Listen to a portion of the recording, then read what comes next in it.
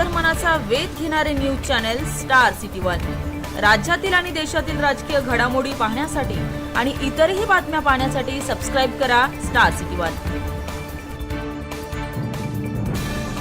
काय म्हणतात त्याला, हां, संपत्ती असेल तर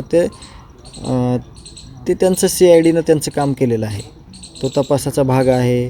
त्यांच्या नियमामध्ये त्या काही गोष्टी बसतात ते करत आहेत, पण त्याला लवकरात लवकर अटक करा, बाहेर मोकाट जिथं आहे तिथून त्याच्या मुसक्या आवळा, त्याला इथं न्यायालयात सादर करा, पोलीस स्टेशनमध्ये आणा आणि पुढील कारवाई करून त्याला लवकरात लवकर फाशी द्या, अशी आमची मागणी आहे। तुमची भेट देखील होणार होती CID अधिकाऱ्यांची, ती भेट कधी असेल आणि काय तुम्ही सादर करणार? त्यांनी निरोप दिला CID ऑफिसनं, किंवा आम्हाला काही वाटलं त्याच्यामध्ये, आम्हाला काही कुठली गोष्ट कमी जास्त वाटली तर आम्ही स्वतःहून पण CID ऑफिसरकडे जातो।